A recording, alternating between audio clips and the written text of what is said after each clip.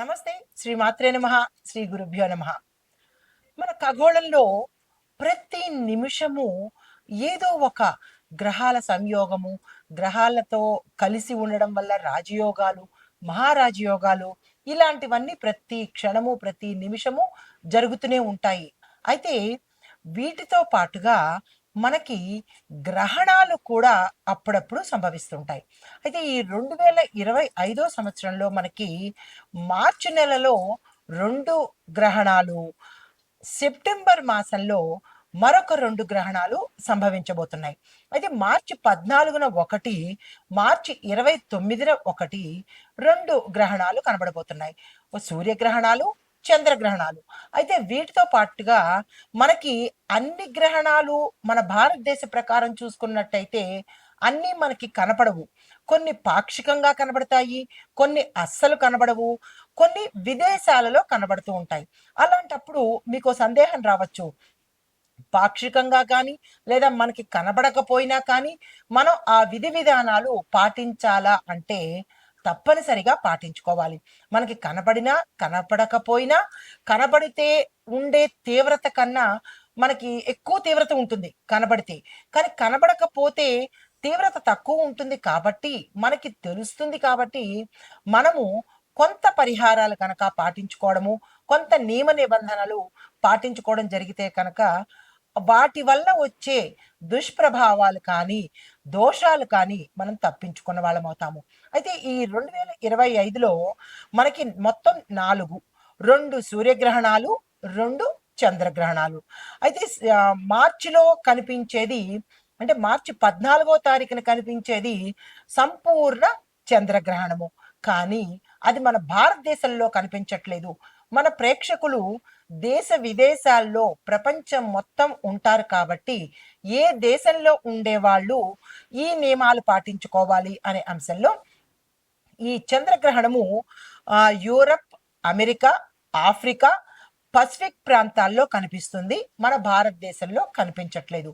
ఈ ప్రాంతాల్లో ఎవరైతే నివసిస్తున్నారో మన వ్యూవర్స్ అంటే మన ప్రేక్షకులు వారు తప్పనిసరిగా నేను చెప్పబోయే పరిహారాలు, జపాలు, హోమాలు అక్కడ మీ శక్తి అనుసారము మీ పరిసరాల్లో దొరికే అవకాశాన్ని బట్టి మీరు తప్పనిసరిగా పాటించుకోండి. అయితే మార్చి 29ని పాక్షిక సూర్యగ్రహణం ఇది. అయితే ఇది భారత కాలమాన ప్రకారము అంటే ఇది మన భారతదేశంలో కనిపిస్తుంది. చాలా జాగ్రత్తలు తీసుకోవాలి. అందులో సూర్యగ్రహణము పట్టపగలు సమయము. అయితే ఈ సమయం మనకి మన స్టాండర్డ్ టైం ప్రకారము ఇండియన్ స్టాండర్డ్ టైం ప్రకారము మధ్యాహ్నం 2:21 నుంచి సాయంత్రం 6:14 వరకు ఈ సూర్యగ్రహణం మన భారతదేశంలో కనబడుతోంది.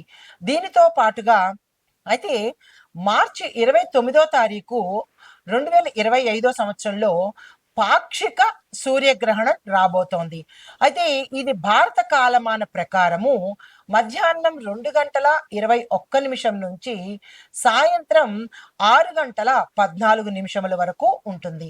అయితే ఇది ఏ ఏ ప్రాంతాల వారికి వర్తిస్తుంది అంటే కనుక Bermuda, Barbados, Denmark, Austria, Belgium, ఉత్తర బెల్జియం అంటే north Belgium, Finland, Germany, France, Hungary, Ireland, Morocco, Greenland, తూర్పు కెనడా, లిథువేనియా, నెదర్లాండ్స్, పోర్చుగల్, ఉత్తర Russia, Spain, Suriname, Sweden, Poland, Norway, Ukraine, Switzerland, England మరియు యునైటెడ్ స్టేట్స్ ఆఫ్ అమెరికా యొక్క తూర్పు ప్రాంతాల్లో ఇది కనిపిస్తుంది.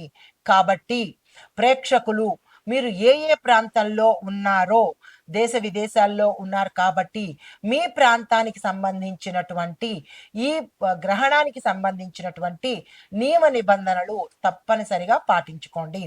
అయితే ఇది మన భారతదేశంలో కనిపించదు కాబట్టి పాక్షికంగా ఉంటుంది కాబట్టి మన భారతీయులు కూడా దీనికి సంబంధించినటువంటి నియమ నిబంధనలను పాటిస్తే ఆ గ్రహణ దోషాల నుంచి తప్పించుకుంటాము. అయితే ఇది మరొక గ్రహణాలు సెప్టెంబర్ 7, 8 సంపూర్ణ చంద్రగ్రహణము. ఇది మన భారతదేశంలో మాత్రం కనిపిస్తుంది. తరువాత సెప్టెంబర్ 21న పాక్షిక సూర్యగ్రహణము. అంటే 2 చంద్రగ్రహణాలు, 2 సూర్యగ్రహణాలు మార్చి, సెప్టెంబర్ మాసాల్లో కనిపించబోతున్నాయి. అయితే ఈ సూర్యగ్రహణము మన భారతదేశంలో కనిపించట్లేదు. చంద్రగ్రహణం మాత్రమే కనిపిస్తోంది. ఏ దేశాల్లో కనిపిస్తోంది ఈ పాక్షిక సూర్యగ్రహణము సెప్టెంబర్ నెలలో అనే అంశాన్ని మనం తదుపరి సెప్టెంబర్ నెలలో వివరంగా తెలియచేసుకుందాము. అయితే ఇప్పుడు మన భారతదేశంలోనూ మిగతా దేశాల్లోనూ మార్చి 29వ తారీఖు కనపడబోయే ఈ గ్రహణానికి సంబంధించినటువంటి సమయాలు, సూతక కాలము, పట్టు, విడుపు, నియమ నిబంధనలను వివరంగా చెప్తాను. నోట్ చేసుకోండి లేదా మరలా వినే ప్రయత్నం చేయండి. అయితే గ్రహణ ప్రారంభానికి 12 గంటలు సూతక కాలము అంటారు. గ్రహణం పట్టే సమయం మనం చెప్పుకుంటున్నాము. దానికి ముందు 12 గంటల నుంచి సూతక కాలం కాబట్టి ఆ సమయంలో నియమాలు ఏంటంటే ఆహారము తీసుకోకూడదు, పూజలు చెయ్యకూడదు, ముఖ్యమైన కార్యక్రమాలు అంటే పెళ్ళిళ్ళు కానీ, ఉపనయనాలు కానీ, లేదా ఒడుగులు, బారసాలలు ఇలాంటివేవైనా గృహప్రవేశాలు ఏదైనా శుభకార్యాలు ఉంటే అవి ఆపివేయవలసిన పరిస్థితి. దీంతో పాటు గర్భిణీ స్త్రీలు మాత్రము ప్రత్యేకమైన జాగ్రత్తలు తప్పనిసరిగా తీసుకోవాలి. తరువాత గ్రహణ అనంతరము, గ్రహణం ముందు స్నానము, సూతక కాలంలో ఏమీ చెయ్యకూడదు. గ్రహణ అనంతరము స్నానం చేసి మనము గరికతో ఇల్లంతా శుభ్రం చేసుకుని, పసుపు నీళ్ళతో శుభ్రం చేసుకుని, ఆ తరువాత స్వామివారికి పూజా కార్యక్రమాలు చేసుకుని విధి విధానంగా మనం అన్ని కార్యక్రమాలు చేసుకోవచ్చు. అయితే గ్రహణానికి పట్టే సమయం మనకి తెలుస్తోంది కాబట్టి ప్రతి ఒక్క తినే పదార్థం మీద కానీ, ఊరగాయల మీద కానీ, మన తినుబండారాలకు సంబంధించినటువంటి అన్నిటి మీద దర్భలు కనుక వేసినట్టయితే ఆ సమయంలో ఆ ఆహార పదార్థాలకి ఏవైనా దోషాలు అంటుకుంటే అవి తిన్న మనకి ఆ దోషాలు కూడా అంటుకుంటాయి. కాబట్టి ఈ గ్రహణ సమయంలో దర్భను లేదా గరికను తీసుకొచ్చి మీ గృహాల్లో ఏవైతే తినుబండారాలు ఉంటాయో, ఎక్కడైతే మీరు తినుబండారాలు స్టోర్ చేసుకుంటున్నారో ఆ ప్రాంతాల్లో తప్పనిసరిగా దర్భను, గరికను వేసుకోండి. దర్భ అంటే ఎండుగడ్డి, గరిక అంటే పచ్చగడ్డి. దర్భ దొరకని వాళ్ళు పచ్చగడ్డి వేసుకున్నా తప్పులేదు. అయితే ఈ గ్రహణ ప్రభావము మనకి దేశ కాలమాన పరిస్థితుల మీద, ఆర్థిక వ్యవస్థ మీద, రాజకీయాల మీద, ఆరోగ్యం మీద, అన్ని రాసుల మీద, అన్ని వ్యవస్థల మీద, అన్ని రంగాల మీద ఈ ప్రభావం పడుతుంది. అంటే ప్రపంచవ్యాప్తంగా ప్రతి దానికి, ప్రతి అంశానికి ఈ గ్రహణం అనేది దాని దోషాలు ఉంటాయి. కాబట్టి తప్పనిసరిగా ఏముందిలే, సైన్స్ ప్రకారం చూసుకుంటే ఆ సూర్యుడికి చంద్రుడికి మధ్యలో భూమి వస్తుంది, లేదా సూర్యుడికి చంద్రుడికి మధ్యలో వాళ్ళు వెళ్తారు అని నాన్సెన్స్ గోన్సెన్స్ అనుకుని మీరు వదిలేసిన, లేదా ఏంట్లే సైన్స్ ముదురుతున్నా ఇంకా ఇలా పాత చింతకాయలు అనుకుని వేళాకోళం చేసిన దాని ప్రభావాలు తరువాత ప్రతి ఒక్క జ్యోతిష్కుడికి ఫోన్ చేసి అయ్యా మేము ఈ బాధలు పడుతున్నాము, అయ్యా మేము ఈ బాధలు పడుతున్నాము, ఈ ఇబ్బందులు పడుతున్నాము అని ఫోన్ చేసే పరిస్థితి నుంచి తప్పించుకుంటారు. ఎందుకంటే గ్రహాలతో జ్యోతిష్యంతోనూ అది ఆడుకునే వ్యవహారం కాదు, వెటకారం చేసే వ్యవహారం అంతకన్నా కాదు. దాని తీవ్ర పరిణామాలు మనమే అనుభవించాలి, ఎవరో అనుభవించరు. కాబట్టి తప్పనిసరిగా మరీ చెబుతున్నాను, గ్రహణ సమయాల్లో చెయ్యవలసిన పని తప్పనిసరిగా చేసుకోండి.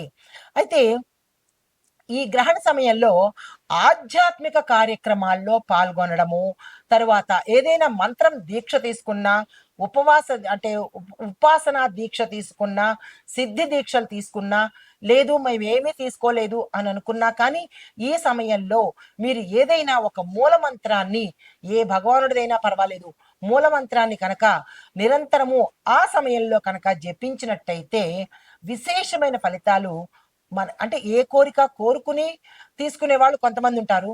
కోరిక లేకుండా కనుక ఆ సమయంలో మీరు దీక్ష తీసుకోవడము, లేదా ఇన్ని సార్లు జపం చేసుకోవడము కనుక చేసినట్టయితే విశేషమైన ఫలితాలు పౌర్ణమి సమయంలోనూ, గ్రహణ సమయంలోనూ కనుక మీరు ఏది చేసినా కానీ లక్షింతలు ఫలితాన్ని మీరు పొందబోతారు. అది మంచి చేసినా, వెటకారం చేసినా కానీ ఆ ఫలితం తత్సమానంగా వచ్చి తీరుతుంది. కాబట్టి మంచి చేసే ప్రయత్నం తప్పనిసరిగా చేసుకోండి. అయితే ఈ సూచనలు అందరికీ వర్తిస్తాయి. గోచార రీత్యా చెప్పే సూచనలు కాబట్టి ఇవి అందరికీ వర్తిస్తాయి.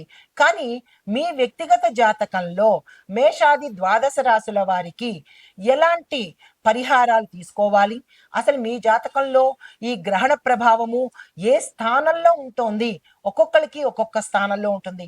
కొంతమందికి వ్యయ స్థానంలోను, కొంతమందికి కుటుంబ స్థానంలోను, కొంతమందికి ఆరోగ్య స్థానంలోను, కొంతమందికి పితృ మాతృ కర్మ, ఇలా 12 స్థానాల్లో ఏ స్థానంలో మీకు ఈ గ్రహణ ప్రభావం ఉండబోతోంది అనే అంశాన్ని మీ వ్యక్తిగతంగా తెలుసుకునే ప్రయత్నం చేయండి. మాకు అది తెలియదు అని అనుకున్న వాళ్ళు నేను చెప్పిన ఈ గోచార రీత్యా ఫలితాలను, ఈ పరిహారాలను తప్పనిసరిగా పాటించుకోండి. అయితే ఈ గ్రహణ కాల సమయంలో మన భారతదేశంలో చూపిస్తుంది కాబట్టి నేను ఈ ప్రభావము ఏ ఏ అంశాల మీద వారికి అంటే వారికి తగులుతోంది, అంటే ఈ ఎఫెక్టు ఏ రంగాల్లో ఉన్న వాళ్ళకి తగులుతోంది అంటే కనుక ముఖ్యంగా విద్య, ఉద్యోగము, వ్యాపారము, ఆరోగ్యము, కుటుంబము, ఆర్థికము, రాజకీయము, కళారంగాల్లో ఉన్నవారికి, అంటే మొత్తంగా ఏ రంగంలో ఉన్నవారికైనా సరే ఈ ఇంపాక్టు అంటే ఈ ప్రభావము పడుతుంది. కాబట్టి చాలా జాగ్రత్తలు తప్పనిసరిగా తీసుకోండి. గ్రహణాలను కానీ గ్రహాలను కానీ తక్కువగా అంచనా వేయకండి. దాని ప్రభావం కూడా అంతగానే ఉంటుంది. ఈ విషయాన్ని గమనించుకొని మేషాది ద్వాదశ రాశుల వారికి నేను చెప్పబోయే ఫలితాలు, పరిహారాలు తప్పనిసరిగా పాటించుకొని ఈ గ్రహణ సమయంలో కనుక మీ ఇష్టదైవాన్ని కానీ, లేదా మీరు మంత్రం తీసుకున్నట్టయితే గురుముఖంగా కానీ ఏదైనా మంత్రం తీసుకున్నట్టయితే దాన్ని తప్పనిసరిగా చదివే ప్రయత్నం చేయండి. తదుపరి అంశాలతో మళ్ళా కలుస్తాను. మనకి 2025 మార్చి 29న మనకి గ్రహణం ఏర్పడబోతోంది. అయితే ఈ గ్రహణాలు సూర్యగ్రహణం మనకి భారతదేశంలో పాక్షికంగా కనబడుతోంది. అయితే ఈ గ్రహణాల యొక్క ప్రభావము మనకి ప్రతి అంశంలోనూ కనబడుతోంది. ప్రతి రంగంలో ఉన్న వారికి భారతదేశంలో కావచ్చు, ఇతర దేశాల్లో కూడా ప్రతి ఒక్క దేశంలోనూ ఈ యొక్క గ్రహణం తాలూకా శుభాలు, అశుభాలు కూడా ఉంటాయి. కాబట్టి చాలా జాగ్రత్తలు తీసుకొని ఏం చెయ్యాలి, ఏం చెయ్యకూడదు అనేది నేను ముందు చెప్పి ఉన్నాను. కాబట్టి తప్పనిసరిగా అవి చేసుకోండి. ముఖ్యంగా చేయవలసినది దైవ ప్రార్థన, మంత్రసిద్ధి చేసుకోవాలి. పూజలు నిషిద్ధము. గర్భిణీ స్త్రీలు, పసిపిల్లలు జాగ్రత్తగా ఉండండి. తరువాత మీ యొక్క ఆహార పదార్థాల మీద దర్భను కానీ గరికను కానీ ఉంచండి. గ్రహణానికి 12 గంటల ముందు సూతక కాలం అంటారు. ఆ సమయం నుంచి 12 గంటలు లెక్కించుకోండి. ఆ సమయం నుంచి మళ్ళా గ్రహణం విడుపు అయ్యే వరకు ఎటువంటి కార్యక్రమాలు చేయకండి. ఆహారం తీసుకోవడం కానీ, పూజలు చేసుకోవడం కానీ, శుభకార్యాలు చేసుకోవడం కానీ ఇలాంటివన్నీ నిషిద్ధము. దాంతో పాటుగా మీరు చేయవలసిన పని, గ్రహణం పడుతోంది అని అనగానే తలస్నానం చెయ్యండి, శుభ్రతను పాటించండి. మళ్ళా గ్రహణం విడిపోయింది అనగానే మళ్ళా తలస్నానం చేసి అప్పుడు ఇల్లు శుభ్రం చేసుకొని అప్పుడు మీ యొక్క పూజా మందిరంలో దీపం వెలిగించుకొని పూజను కనుక ప్రారంభించినట్టయితే, అంటే దేవుడిని, పూజా మందిరాన్ని శుచిగా శుభ్రత చేసుకుని సంప్రోక్షణ చేసుకుని అప్పుడు మళ్ళా మీ యొక్క పూజను ప్రారంభించినట్టయితే సత్ఫలితాలు పొందే అవకాశం ఉంది. సైన్స్ పరంగా ఇది నాన్ సెన్స్ అనుకుంటే దాని తలక ఫలితాలు కూడా నాన్ సెన్స్ లాగానే ఉంటాయి. అది కూడా మనమే అనుభవించవలసి వస్తుంది. కాబట్టి గ్రహణాన్ని నిర్లక్ష్యం చెయ్యకండి. అయితే ఈ గ్రహణంలో, అంటే ఈ గ్రహణ సమయంలో మేషాది ద్వాదశ రాశుల వారికి ఎలాంటి ఫలితాలు ఉంటుంది, అది ఈ గ్రహణం అనేది ఒక్కొక్క వ్యక్తి మీద, ఒక్కొక్క రాశి మీద, ఒక్కొక్క రంగం మీద ఒకే ఫలితాలు చూపించవు. అంటే వారి వారి యొక్క జన్మ లగ్నాన్ని బట్టి, జన్మ జాతకాన్ని బట్టి, వారి యొక్క నక్షత్రాన్ని బట్టి, రాసులను బట్టి వివిధ రంగాల వారికి ఒక్కొక్క ఫలితాలు ఇస్తాయి. కానీ ఒకే ఫలితాలు మాత్రము ఇవ్వవు. అది గమనించుకోండి. తదుపరి రాశి మీనరాశి. ఈ మీనరాశి వారికి ఈ గ్రహణ సమయంలో ఎలాంటి ఫలితాలు, ఎలాంటి దోషాలు ఉంటాయి ప్రతి రంగంలో ఉన్న వాళ్ళకి చూసినట్టయితే, ముందుగా ఉద్యోగంలో ఉన్నవారు, ఏ ప్రభుత్వం కానీ అంటే ఏ రంగంలో ఉన్న ఉద్యోగస్తులకైనా మానసిక ఒత్తిడి తగ్గుతుంది. వారు పనిచేసే చోట ఒత్తిడి కానీ స్ట్రెస్ కానీ లేకుండా కూల్గా ఉండే అవకాశం కనబడుతోంది. మీ యొక్క యజమానుల యొక్క మన్ననను ఈరోజు పొందుతారు. ప్రమోషన్స్ ఉంటాయి. అంటే మీకు ఉద్యోగరీత్యా మీరు ఉన్న ప్రదేశంలో చాలా చక్కని శుభవార్తలు వినడం కానీ, చక్కని ప్రదేశంలో మీరు ఉండడం కానీ, మీ మనసుకి ఉల్లాసంగా ఉండడము, హాయిగా ఉండడము, స్ట్రెస్ రిలీఫ్ అవ్వడము, ఇలాంటివన్నీ గోచరిస్తున్నాయి. ఆదాయం పెరగడం కానీ, శుభవార్తలు వినడం కానీ, ప్రమోషన్స్ రావడం కానీ, లేదా స్థానచలనాలు వేరే కంపెనీలు మారడం కానీ, ఇలాగా మీకు అన్ని రకాలుగా ఈ సమయము చాలా చక్కగా ఉండబోతోంది. విద్యార్థులకు కొత్త కొత్త అవకాశాలు వస్తాయి. విదేశాలు వెళ్ళడానికి గతంలో మీరు కనుక పెట్టుకున్న ఏవైనా ఉంటే కనుక అప్లికేషన్స్ కావచ్చు, ఏదైనా మెయిల్స్ పంపించడం కానీ, ఇలాంటి వాటికి ఈరోజు శుభవర్తమానం మీరు అందుకుంటారు. దాంతోపాటు ఆరోగ్యపరంగా చూసినట్టయితే, గతంలో మీరు ఏదైనా ఇబ్బందులు పడుతున్నా, ఆర్థిక పరంగా కానీ, ఆరోగ్యపరంగా కానీ ఇబ్బందులు పడుతున్నా కానీ, ఈ సమయంలో తీరి శుభవార్తలు వినే అవకాశం కనబడుతోంది. వ్యాపారస్తులు, వర్తక, వాణిజ్య, పారిశ్రామిక ఈ రంగాల్లో ఉన్న వాళ్ళు ఎవరైనా పెట్టుబడులు పెట్టుకుంటాను అంటే కనుక గ్రహణం తీరిన సమయం తరువాతనే ఆ ప్రయత్నాలు చేయండి. గ్రహణ సమయంలో ఏ పని చేసినా మనకి నెగిటివ్ రెస్పాన్స్ వస్తుంది కాబట్టి ఆ సమయంలో ఏమీ చెయ్యకండి. దైవారాధనకు మాత్రమే ఈ సమయం మనకి అనుకూలించబడినది కాబట్టి ఆ ప్రయత్నం చేసుకోండి. ధ్యానము, దైవారాధన, ఆరాధన అంటే పూజ చేయడం కాదు, దేవుణ్ణి మంత్రాలు చదువుకోవడం అనమాట. ఈ ప్రయత్నాలు తప్పనిసరిగా చేయండి. మీకు చెప్పదగిన పరిహారాలు, వృక్షాలను అంటే మొక్కలు నాటే, దీన్ని వృక్షారోహణ అంటారు. అంటే మొక్కలను నాటే ప్రయత్నం తప్పనిసరిగా ఈరోజు ఏదైనా ఒక మొక్క, తులసి మొక్క కావచ్చు, ఏ చిన్న చిన్న మొక్కలైనా తెచ్చుకుని ఇండోర్ ప్లాంట్స్ కానీ, అవుట్డోర్ ప్లాంట్స్ కానీ ఈరోజు మొక్కలు నాటే ప్రయత్నం తప్పనిసరిగా చేసుకోండి. దానితో పాటు పసుపుని దానంగా ఇచ్చుకోండి. యథాశక్తి మీకు ఎంత శక్తి ఉంటే అంత పసుపుని దానంగా ఇవ్వండి. దీంతో పాటు ఈరోజు తప్పనిసరిగా తులసి పూజ చేసుకున్నట్టయితే మంచి ఫలితాలు పొందే అవకాశం కనబడుతోంది. గర్భిణీ స్త్రీలు జాగ్రత్తగా ఉండండి. గ్రహణ పట్టు స్నానము, విడుపు స్నానము తప్పనిసరిగా చేయండి. ఆహారం ఈ సమయంలో తీసుకోకండి. ఒక్క పసిపిల్లలకు, అనారోగ్యంగా ఉండే వృద్ధులకు మాత్రమే ఎక్సెప్షన్ ఉంది తప్ప మిగతా వాళ్ళకి ఎవరికి అటువంటి ఛాన్స్ లేదు. ఏమిలే అని తినే ప్రయత్నం చేయకండి. దీంతో పాటుగా మీ యొక్క ఆహారం నిల్వ ఉంచే ప్రదేశంలో ఆహారం వండిన పాత్రల మీద కానీ గరిక, దర్భ కనుక వేసినట్టయితే వాటి యొక్క ఫలితాలు అంటే గ్రహణ దోషాల నుంచి ఆ ఆహార పదార్థాలు అంటుకోకుండా ఉంటాయి కాబట్టి ఈ ప్రయత్నం చేయండి. దైవ ధ్యానంలోనూ మంత్ర జపంలోనూ నిమగ్నమై ఉండండి. నమస్తే. అయితే ఈ గ్రహణ ప్రభావాన్ని మనం అనుభవించకుండా తగ్గించుకోవడానికి దానాలు, జపాలు, పూజలు అంటే గ్రహణం విడిచిన తర్వాత చేసే పూజలు, శుద్ధి కార్యక్రమాలు చాలా తప్పనిసరి. ఇల్లుని శుద్ధి చేయడము, పూజా గది శుద్ధి చేయడము, దేవుణ్ణి శుద్ధి చేయడము తప్పనిసరి. మాంసాహారము, మద్యము ఈ రెండు నిషిద్ధము. ఈరోజు బ్రహ్మచర్యం తప్పనిసరిగా పాటించాలి. వీటితో పాటు ఇందాక మనం వృక్షారోహణ అనే అంశాన్ని ఒక చిన్న మాటను మీకు చెప్పాను. అసలు వృక్షారోహణము అంటే ఏమిటి అనే అనుమానం మీకు రావచ్చు. దాని గురించి వివరంగా చెప్తాను. అయితే వృక్షారోహణము అంటే చెట్లను నాటడము, ట్రీ ప్లాంటేషన్ అంటారు. అయితే ఇది పర్యావరణ పరిరక్షణకు చాలా ముఖ్యమైనది. ఈ చేయడం వల్ల భూమి మీద ఆక్సిజన్ పెరుగుతుంది అంటే సైంటిఫిక్ రీజన్గా. అది మరి ఆధ్యాత్మికంగా చేసినట్టయితే కనుక భూమి అంటే రాహు కుజుడు, రాహు కుజ కేతు వీటి యొక్క ప్రభావం నుంచి మనం తప్పించుకునే అవకాశము, వారి యొక్క దోషాలను అంటే ఆధ్యాత్మిక పరంగా ఫలితాలు ఏమిటి అంటే ఈ గ్రహాల యొక్క దోషాన్ని తప్పించుకుంటాము.